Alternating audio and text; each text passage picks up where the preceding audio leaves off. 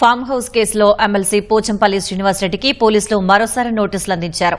ఈ అంశంపై మరింత సమాచారం మా ప్రతినిధి నాగార్జున ప్రత్యక్ష ప్రసారం ద్వారా అందిస్తారు. ఫామ్ హౌస్లో కోడి పందాల క్యాసినో వ్యవహారంలో ఎమ్మెల్సీ పోచంపల్లి శ్రీనివాసరెడ్డికి మొయినాబాద్ పోలీసులు నోటీసులు జారీ చేశారు. రేపు ఉదయం 10 గంటలకల్లా విచారణకు హాజరు కావాలని ఆయన నోటీసులు జారీ చేశారు. అయితే గతంలో ఫిబ్రవరి నెలలో జరిగినటువంటి ఫామ్ హౌస్లో అంటే మొయినాబాద్ పోలీస్ స్టేషన్ పరిధిలో తోలుకట్ట సమీపంలో ఉన్నటువంటి ఫామ్ హౌస్, ఇతనికి సంబంధించినటువంటి ఫామ్ హౌస్లో ఒక పెద్ద కోడి పందాలు నిర్వహించడం పాటుగా క్యాసినో కూడా నిర్వహించారు. అక్కడ కొన్ని కాయిన్స్ కూడా స్వాధీనం చేసుకున్నారు.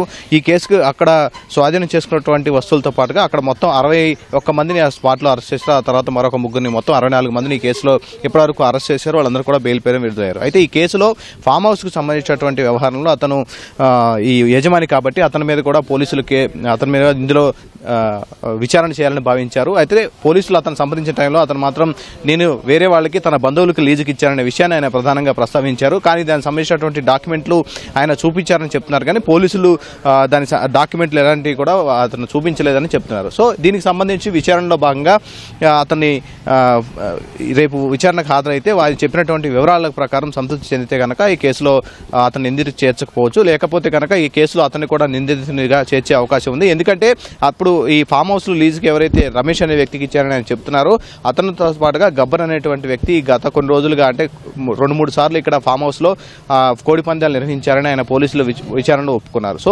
దీనికి ఇక్కడ జరుగుతున్నటువంటి అసాంఘిక కార్యక్రమాలకు కావచ్చు, ఇలాంటి కోడి పందాల క్యాసినోలకు కావచ్చు, ఈ ఫామ్ హౌస్ యజమాని బాధ్యుడు అవుతారు. కాబట్టి ఇందులో ఇతను కూడా విచారణ చేయాలని మొయినాబాద్ పోలీసులు భావిస్తున్నారు. కొద్దిసేపటి క్రితం మాదాపూర్లో ఉన్నటువంటి ఆయన నివాసంలో ఆయన నోటీసులు జారీ చేశారు. అక్కడ ఆయన పిఏ ఉన్నారు. అయితే ఆయన ఇంటి గోడకు నోటీసులు అందించి మొయినాబాద్ పోలీసులు వెళ్లారు.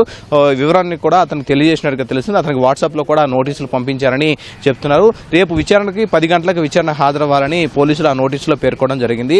కొద్దిసేపటి క్రితం ఇక్కడ లోపలికి పోలీసులు కూడా వాళ్ళు అలౌ చేయని సమయంలో అంటే ఇక్కడ అపర్ణ ఆర్చిడ్స్లో ఉన్న ఆయన నివాసం ఉంటున్నారు కాబట్టి అక్కడ ఆయన లోపలికి అలౌ చేయలేదు. ఇక్కడ ఉన్నటువంటి వాచ్మెన్ కూడా కొంత పోలీసులతో వాగ్వాదం చేస్తూ అతను కూడా అదుపులో తీసుకోవడం జరిగింది. ఆయన ఇక్కడి నుంచి కూడా తరలించడం జరిగింది. ఓవరాల్గా రేపు 10 గంటలకు విచారణకు హాజరు కావాలని మొయినాబాద్ పోలీసులు పోచంపల్లి శ్రీనివాసరెడ్డికి నోటీసులు జారీ చేశారు. ఓటు